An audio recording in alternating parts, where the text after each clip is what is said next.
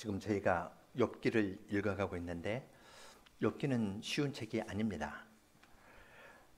그건 말이나 번역에 뿐만 아니라 욥기에서 다루고 있는 주제 자체가 우리에게 친숙한 것이 아니고 우리가 피하기를 원하는 그러한 고난에 관련된 주제이기 때문에 욥기를 읽는 것은 쉽지가 않습니다. 욥기를 읽을 때 하나님께서 우리를 위해서 해석의 열쇠를 주셨습니다. 1장, 2장이 욥기를 이해하는 해석의 열쇠입니다. 그것을 열고 들어가면 욥기의 이야기를 잘 볼 수가 있고 1장, 2장을 무시하면은 이제 아주 추상적이거나 사변적인 이야기에 떨어지기가 쉽습니다.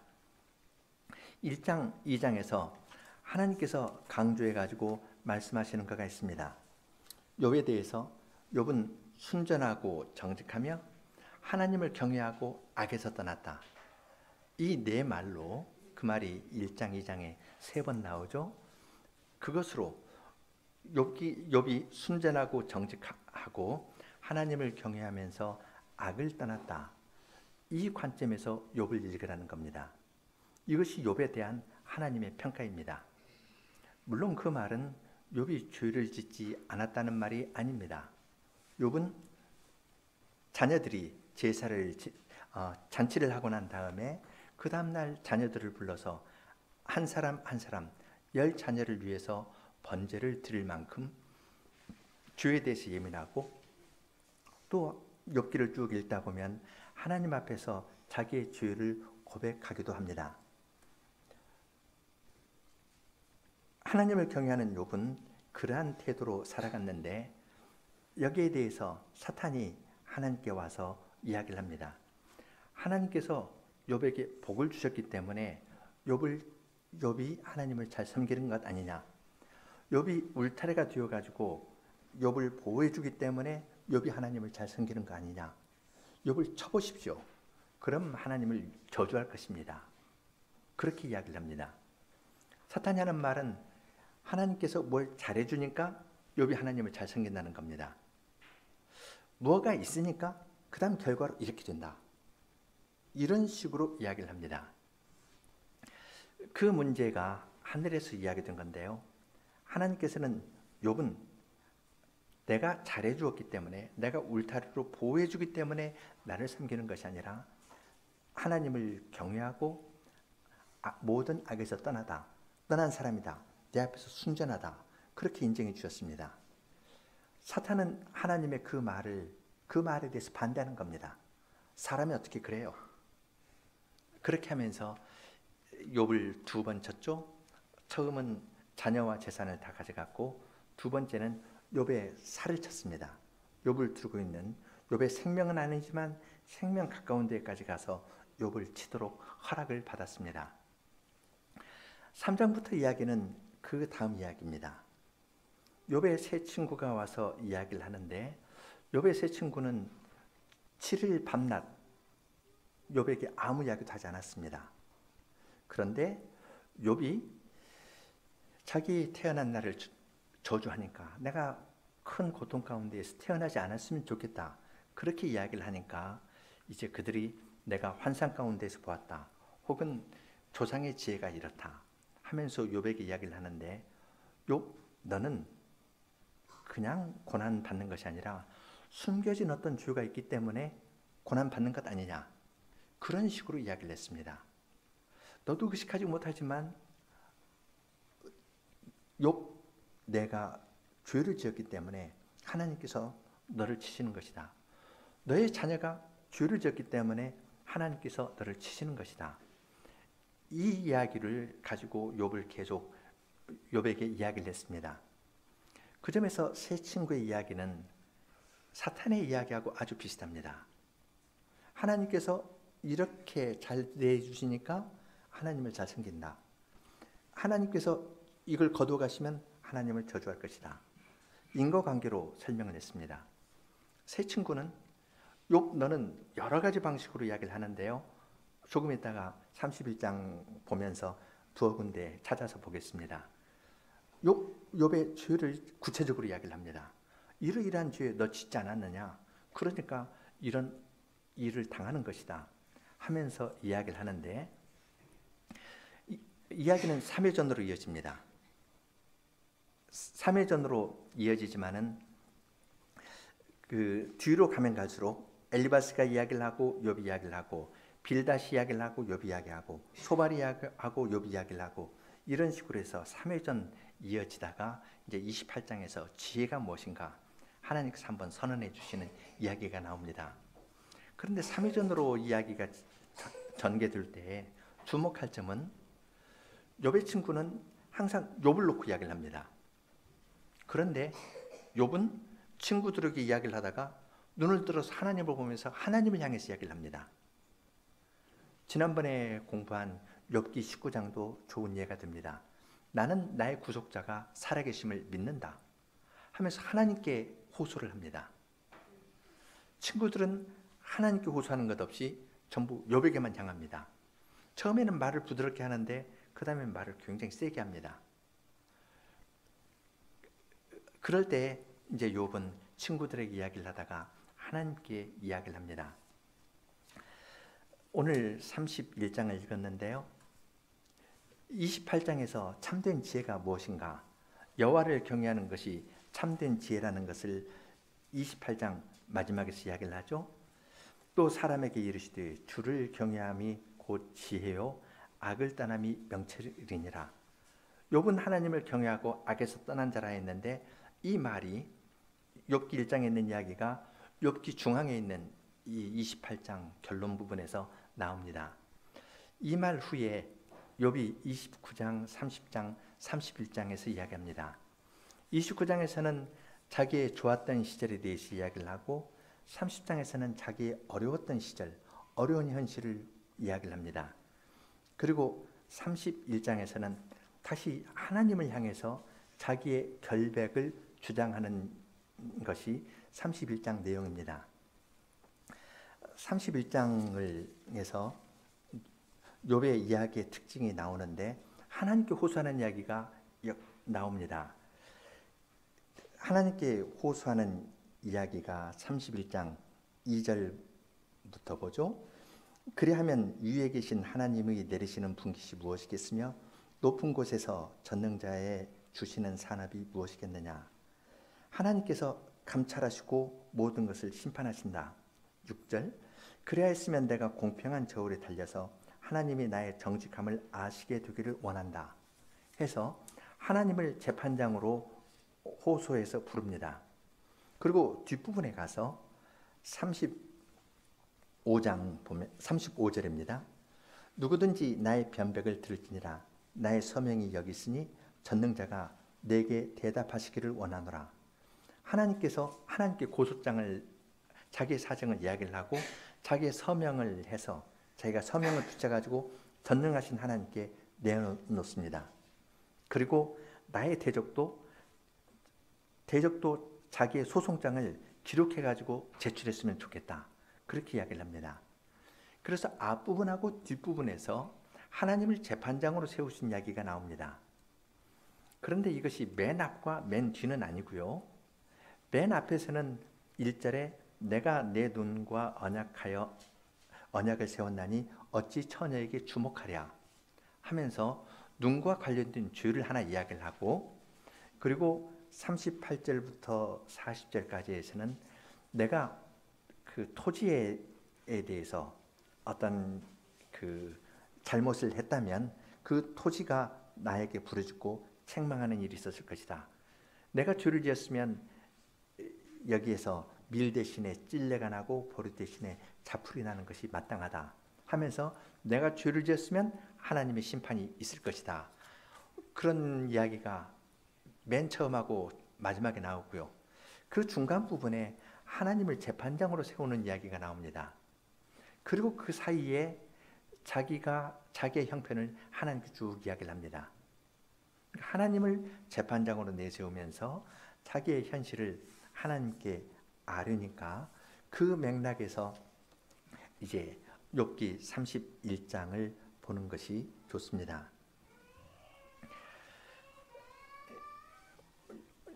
욥은 맨 처음에 죄를 이야기할 때 눈으로 짓는 죄에 대해 이야기를 합니다. 내가 내 눈과 언약을 세웠나니 어찌 처녀에게 주목하겠느냐.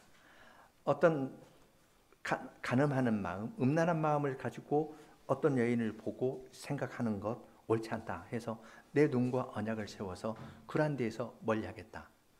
내가 눈으로 살짝 보거나 마음으로 하는 것을 사람의 눈에는 숨길 수 있지만 이건 하나님께서 보실 수 있는 것이다.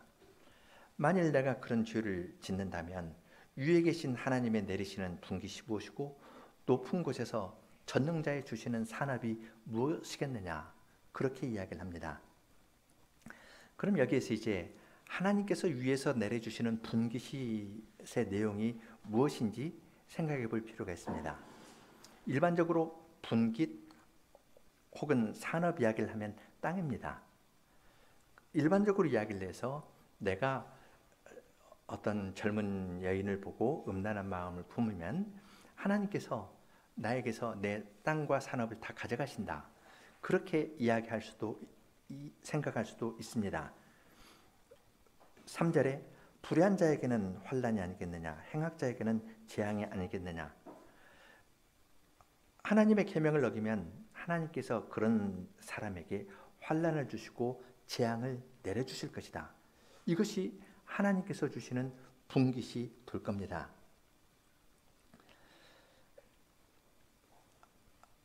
악을 행하는 사람에게 하나님께서 재앙을 주시고 어려움을 주신다고 이야기를 합니다.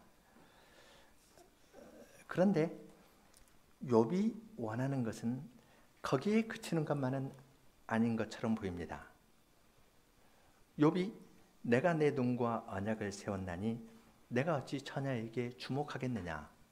그리고 하나님께서, 하늘에 계신 하나님께서 모든 것을 보시고 그 하나님께서 언약을 지키는 사람에게 주시는 분깃이 무엇이겠는가. 그렇게 이야기할 때에는 악인에게 주는 분깃과 다를 겁니다. 악인에게는 하나님께서 땅을 주었다가 뺏어가고요, 재앙을 주실 거거든요. 하나님의 계명을 떠난 자에게 하나님께서 주시는 분깃은 환난과 어려움과 고난입니다. 그런데 하나님을 경외하고 하나님께 호소하는 자에게 하나님께서 주실 분깃이 무엇이겠습니까? 단지 땅일까요? 단지 산업일까요? 지금 이 시점에서 욥이 바라는 건 무엇이겠습니까? 욥이 재산도 잃고 자녀도 잃고 아무것도 없는 가운데에서 하나님께서 나에게 주실 분깃, 이걸 기대한다면 그것은 하나님께서 욥의 의로움을 인정해 주는 말, 하나님을 재판장으로 고백하면서 하나님께 나아갔을 때 하나님께서 욥의 말을 인정해 주고 욥의 편을 들어주시는 것, 욥이 고백한 것처럼 나는 나의 구속자가 살아계신 줄 믿는다. 내가 죽는다 하더라도 주님께서 내 몸을 새롭게 해 주실 것을 믿는다. 왜냐하면 하나님께서 나의 구속자로, 나의 고엘로 내 어려운 문제를 풀어주실 분이다 라고 이야기를 했었습니다. 그럼 여기에서 욥이 바라는 기업은 하나님 그분입니다. 하나님께서 나의 구속자로 내 문제를 풀어주실 것을 나는 기대한다. 그렇게 이야기를 했습니다. 그러니까 눈과 언약을 세울 만합니다. 내가 마음으로 죄를 짓고 행동으로 죄를 지으면 하나님에게서 쫓겨나는 거거든요. 그런데 마음으로 죄를 짓지 않고 눈과 언약을 세워서 하나님께 가까이 나아갈 때 하나님께서 하나님 그분을 주실 것이다. 이러한 생각으로 욥이 말을 이해한 것으로 보는 것이 아주 좋으리라 생각합니다. 하나님을 재판장으로 세운 다음에 욥의 이야기하는 구체적인 것을 10가지로 나누어서 이야기할 수가 있습니다. 먼저 7절로 8절에서는 마음의 죄를 이야기를 합니다. 언제 내 걸음이 길에서 떠났던가, 내 마음이 내 눈을 따라갔던가, 내 손에 더러운 것이 묻었던가. 그리하였다면 나의 심은 것을 타인이 먹으며 나의 소산이 뿌리까지 뽑히는 것이 마땅하니라.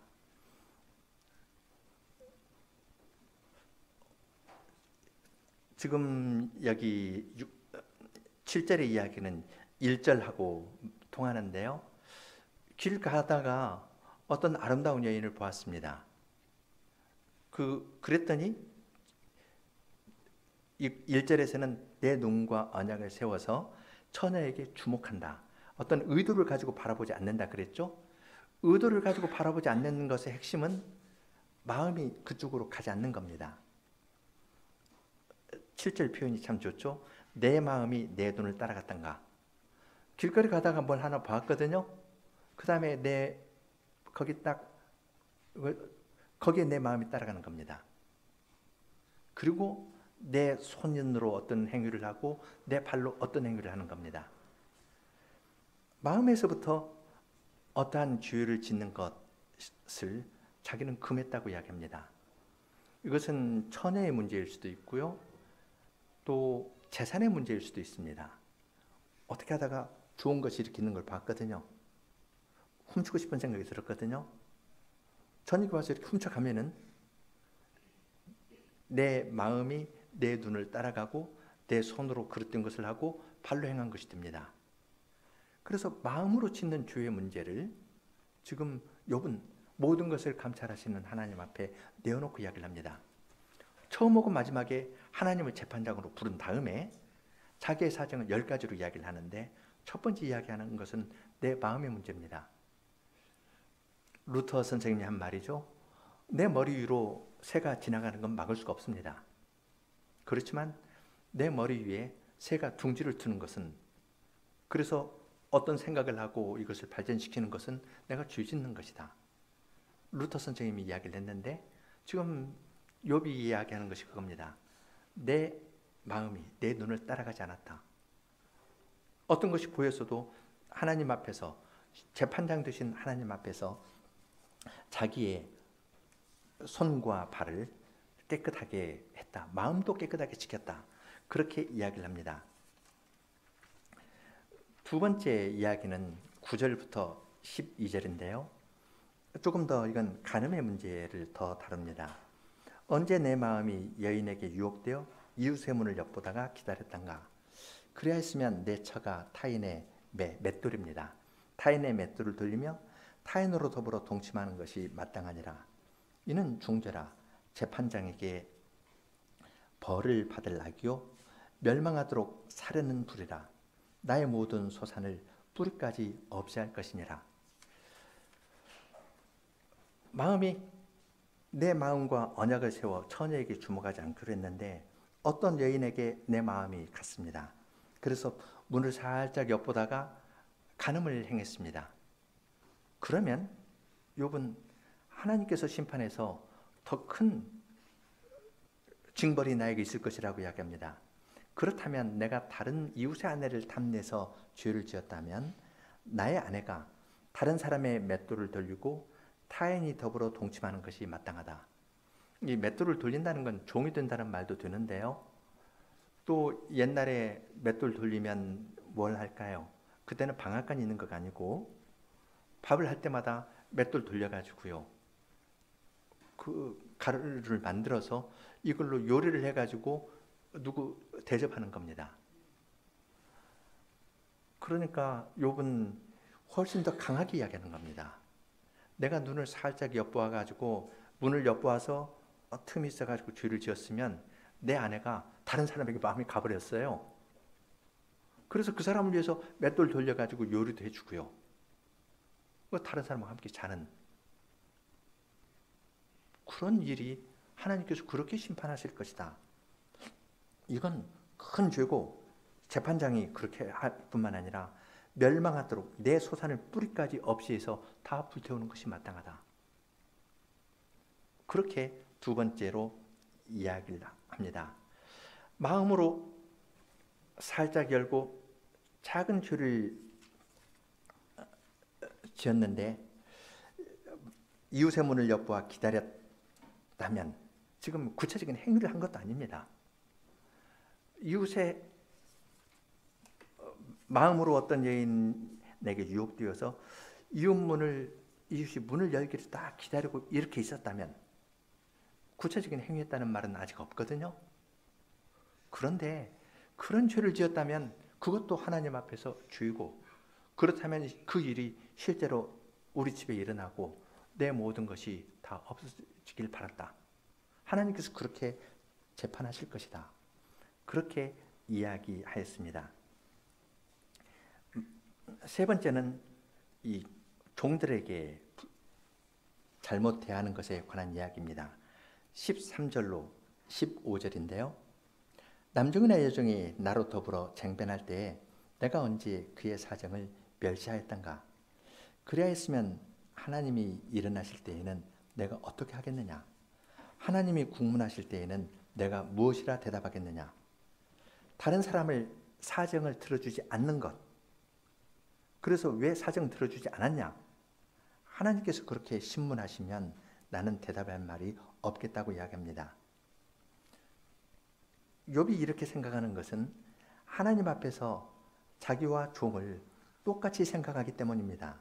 15절에 나를 태 속에 만드신 자가 그도 만들지 아니하셨느냐? 우리를 뱃속에 지으신 자가 하나가 아니시냐?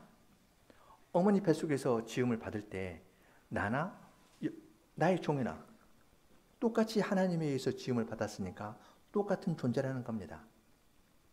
똑같은 존재인데 내가 태어날 때부터 금수저 가지고 태어났다 해서 흙수저 가진 사람 무시하는 태도를 취한다면 이건 옳지 않다.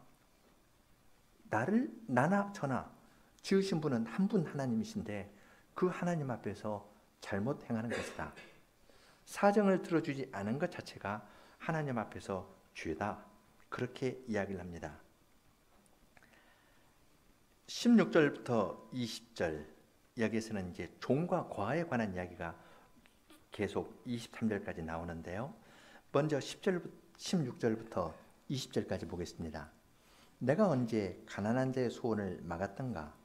과부의 눈으로 실망케 하였던가? 나만 홀로 식물을 먹고 고아에게 먹이지 아니하였던가? 실상은 내가 젊을 때부터 고아를 기르기를 그의 아버지처럼 하였으며 내가 모태에서 나온 후로 과부를 인도하였었노라. 내가 언제 사람의 의복이 없이 죽게 된 것이나 빈궁한 자가 덮을 것이 없는 것을 보고도 나의 양털로 그 몸을 더욱게 입혀서 그로 나를 위하여 복을 빌게 하지 아니하였던가? 가난한 사람 착취가 아니라요, 가난한 사람을 도와주지 않은 일이 없었다. 그렇게 이야기를 합니다. 이것은 욥의 친구의 말과 연결이 됩니다. 욥의 친구들은 욥기 22장을 가서 보겠습니다.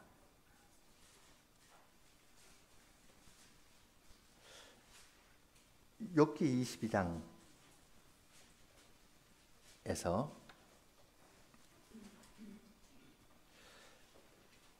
6절부터 몇 절 보겠습니다. 이제 대만 사람 엘리바스가 욥에게 이야기를 하는 겁니다. 욥에게 이야기를 하면서 까닭없이 형제의 물건을 볼모 잡으며 헐벗은 자의 의복을 벗기며 가란 자에게 물을 마시오지 아니하며 줄인 자에게 식물을 주지 아니하였구나. 권세 있는 자가 토지를 얻고 존귀한 자가 거기서 사는구나. 내가 과부를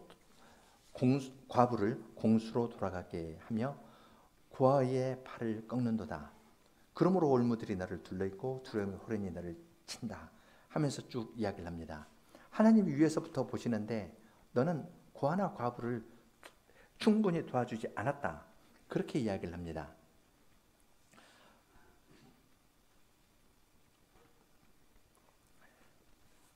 그렇게 이야기를 했는데 욥은 내가 그들을 돕지 않은 적은 한 번도 없었다. 어머니 배에서 나올 때부터 과부를 돌봐주었다. 부잣집 아들이었는데요. 부잣집 아들이 이렇게 다른 사람 함부로 하는 것가 아니라 어렸을 때부터 나는 가난한 사람 늘 도와주고 살았다. 그렇게 이야기를 합니다. 다섯 번째로 21절에서 23절은 고아나 과부를 함부로 대하는 것에 관한 이야기인데요. 21절 나를 도와주는 자가 성문에 있음을 보고 내가 손을 들어 구하를 찾던가 그리하였다면 내 어깨가 어깨뼈에서 떨어지고 내 팔뼈가 부러짐이 마땅하니라. 나는 하나님의 재앙을 심히 두려워하고 그 위험을 인하여 아무것도 할 수 없느니라. 그렇게 말합니다.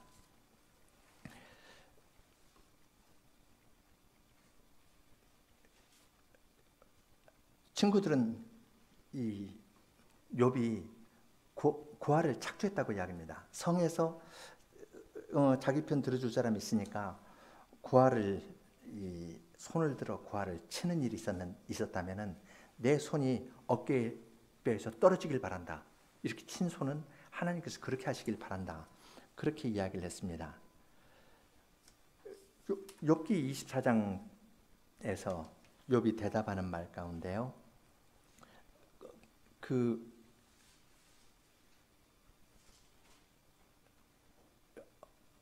어떤 사람은 구하를 어미 품에서 빼앗으며 가난한 자의 옷을 볼모로 잡았으므로 그들이 옷이 없어 벌거벗고 다니며 줄이면서 곡식단을 매며 그 사람의 담 안에서 기름을 짜며 목말라 하면서 술틀을 밟았느니라. 술틀 밟을 때 조금이라도 한 컵이라도 마시면 순할 텐데요. 자기는 하나도 마시지 못하고 갈증이 나면서 그렇게 하는 일들, 이런 식으로 이야기를 했는데 욥은 자기는 그렇게 구하를 돌보지 않거나 착취하거나 그런 일이 없다고 이야기를 했습니다. 그렇게 구하나 과부를 도와주지 않고 착취하는 것은 재물을 의지하기 때문입니다.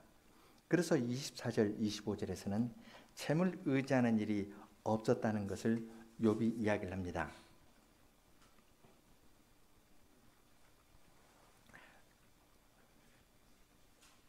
내가 언제 금으로 내 소망을 삼고 정금들어 너는 내 의뢰하는 바라 하였던가? 언제 재물의 풍부함과 손으로 얻은 것이 많음으로 기뻐하였던가? 재물이 많다 해가지고 이 친구들은 욥이 너 재물 많은 것 보니까 재물을 우상으로 섬겨서 하나님들을 쳤다니까 나는 그런 적 없다. 그렇게 이야기합니다. 그리고 7번째로 해, 달, 별을 섬긴 적이 없다는 것을 이야기합니다. 26절 언제 태양의 빛남과 달이 명랑하게 운행되는 것을 보고 내 마음이 가만히 유혹되어 손에 입맞추었던가? 이 역시 재판장에게 벌받을 죄악이니 내가 그리하였으면 위에 계신 하나님을 배반할 것이니라. 욥은 자기에게 많은 재물을 얻게 하려고 다른 우상을 섬긴 적도 없다. 그렇게 이야기를 합니다. 그리고 원수를 미워한 적도 없다고 이야기합니다. 이것이 8번째인데요. 29절, 30절 보면은 내가 언제 나를 미워하는 자의 멸망을 기뻐했으며 그의 재앙 만남을 인하여 기운을 뽐내었던가? 실상은 내가 그의 죽기를 구하는 말로 저주하며 내 입으로 범죄케 아니하였느니라. 내 원수라 이야기를 해서 그 사람 죽었으면 좋겠다 혹은 저주했으면 좋겠다 그런 말 한 적도 없다고 이야기를 합니다. 그리고 9번째로 나그네 대접에 관한 이야기를 합니다.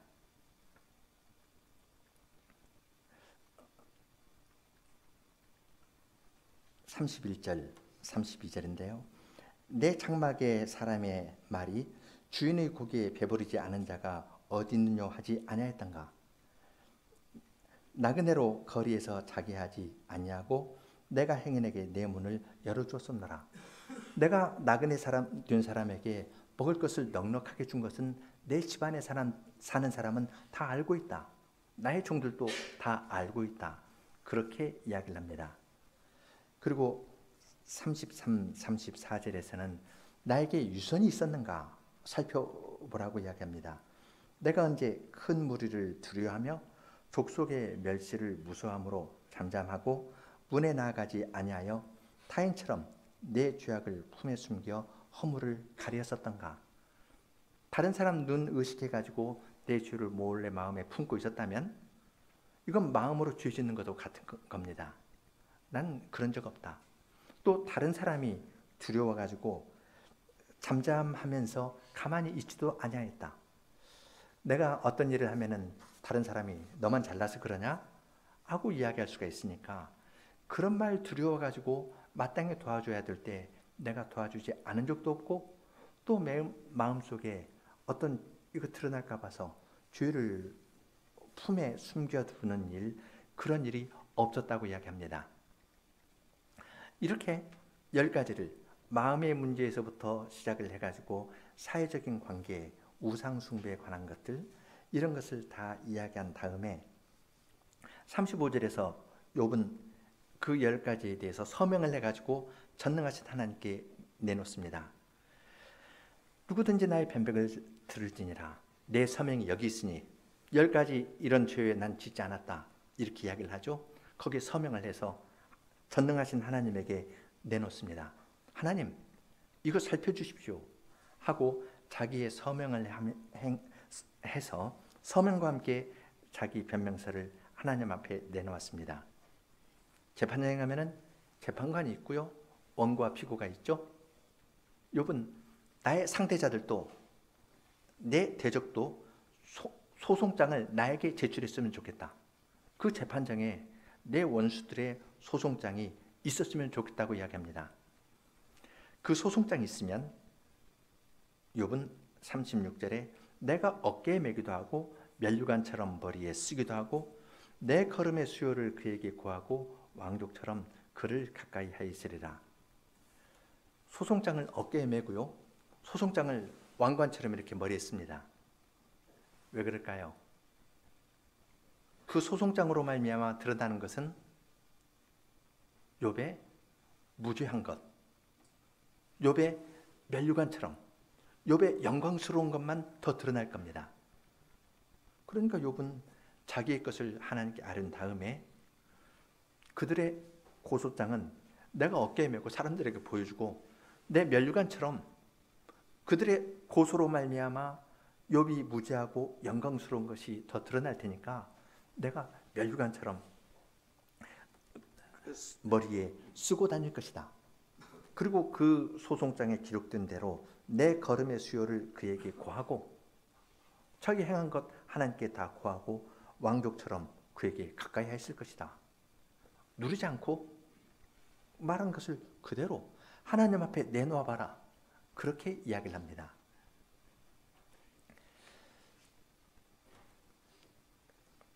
아주 구조가 잘 갖춰져 있죠. 하나님을 재판장으로 놓고 마지막도 재판장으로 놓고 그 다음에 그 사이에 10개 마음에서부터 시작해서 사회적인 관계, 우상을 섬기는 문제까지 자기의 삶을 전부 통틀어서 욥의 친구들이 비난하는 것, 그것에 대해서 답을 합니다. 그리고 너희도 고소장 내놔봐라. 너희의 고소장은 나의 영광이 될 것이다. 하나님 앞에서 나의 영광이 될 것이다. 그렇게 말합니다. 그런데 거기에서 그치는 것이 아니라요. 앞뒤에 하나님을 재판장으로 내세우는 것 앞뒤에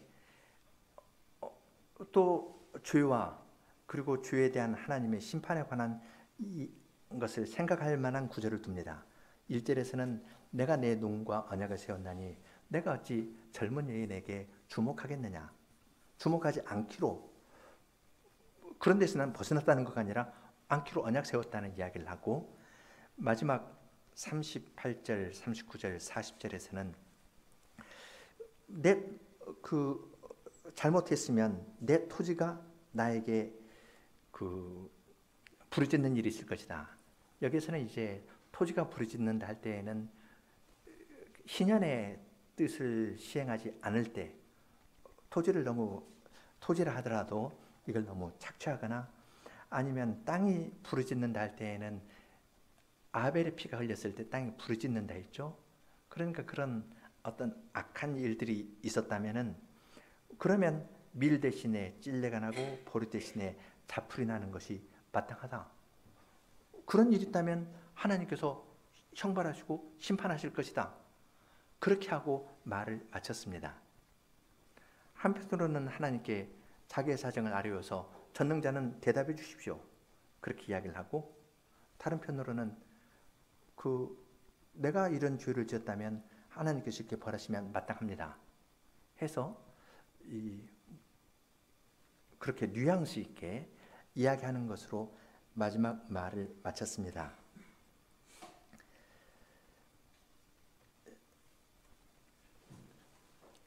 어떻게 보면은 이 구절 31장의 앞부분을 보면은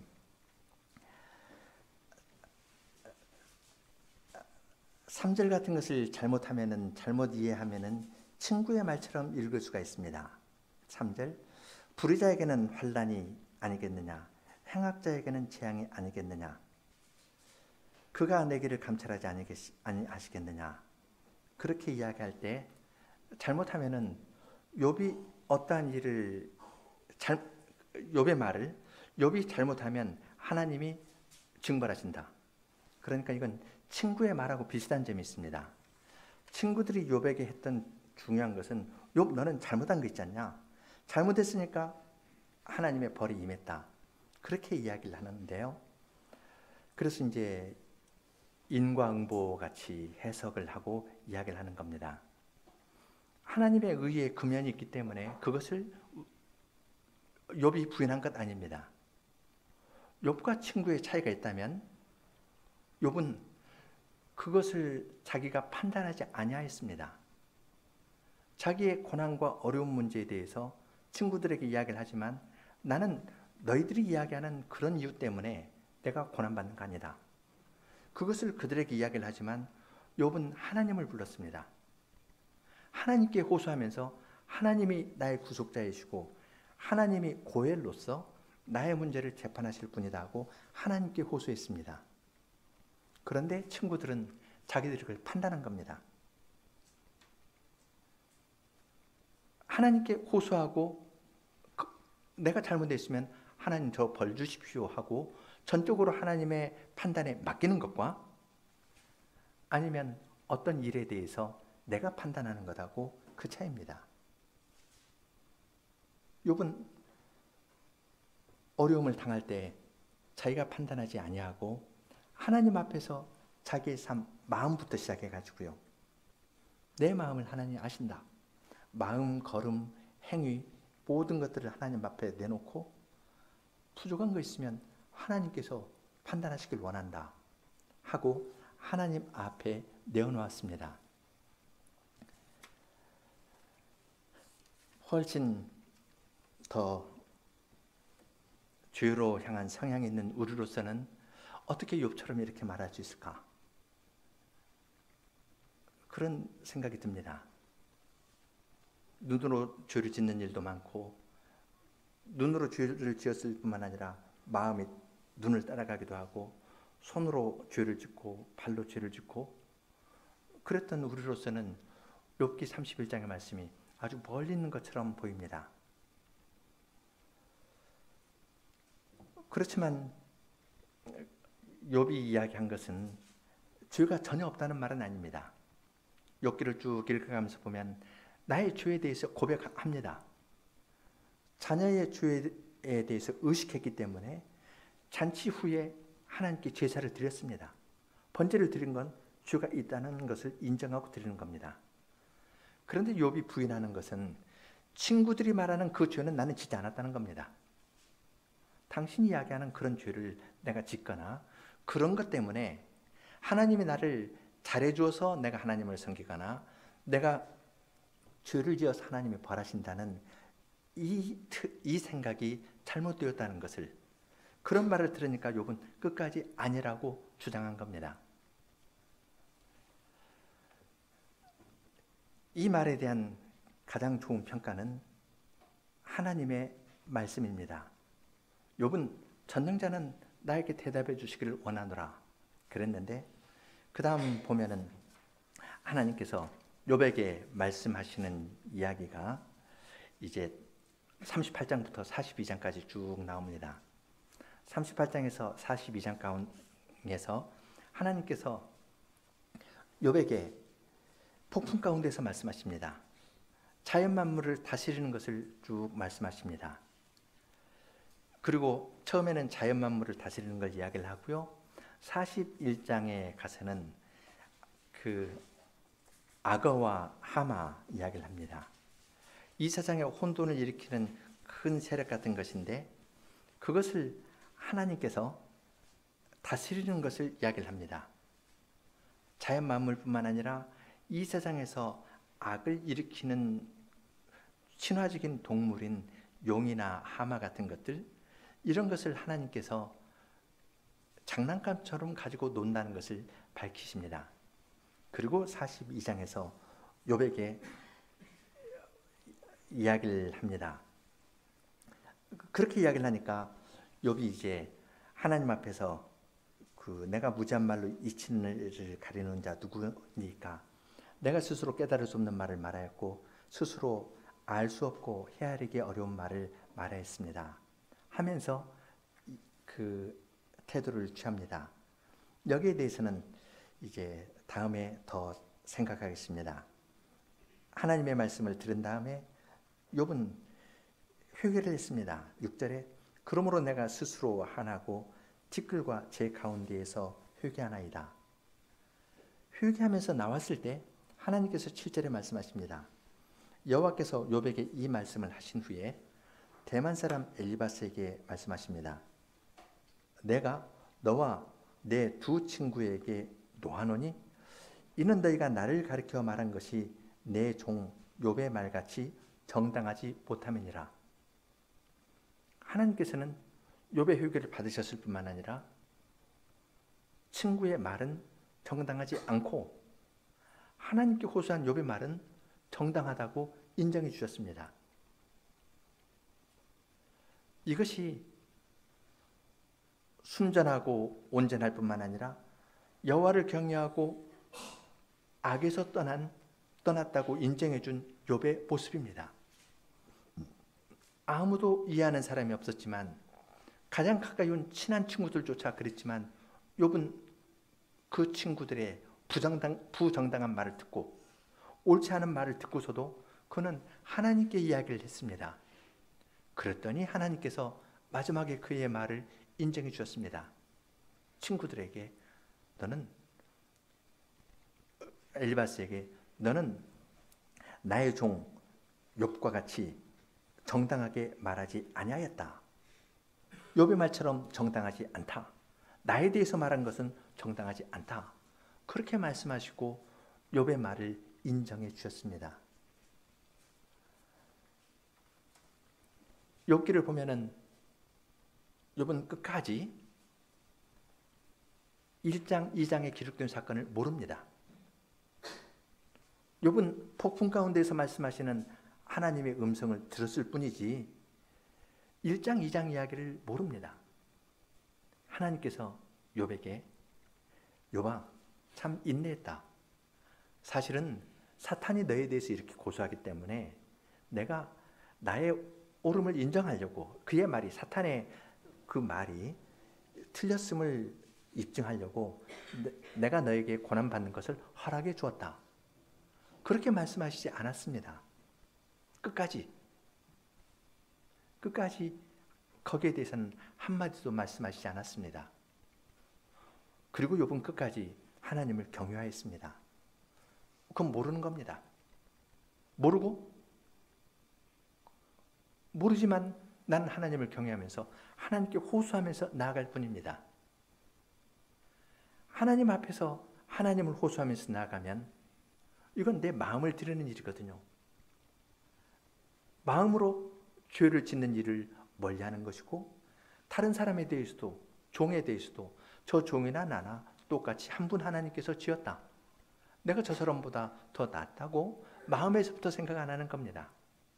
그래서 다른 사람도 넉넉하게 대하면서 나아갈 수 있었던 겁니다.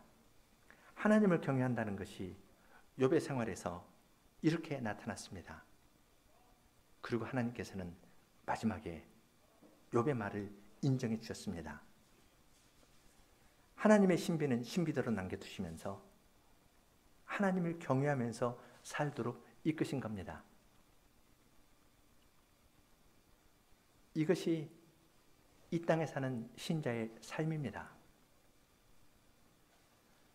누가 여호와의 산에 설 수 있을까? 다른 사람이 아니라 하나님을 경외하고 허탄한 것을 마음에 두지 않고 하나님을 섬기면서 가는 그 사람, 그런 사람이 하나님의 산에 설 수 있는 겁니다. 주님께서는 그러한 백성을 주님의 산으로 불러 모으시기를 원합니다. 함께 시편 15편 부르겠습니다.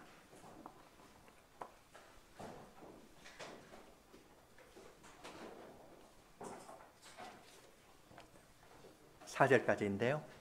1절 함께, 2절 여성, 3절 남성 간주하고 4절 부르겠습니다.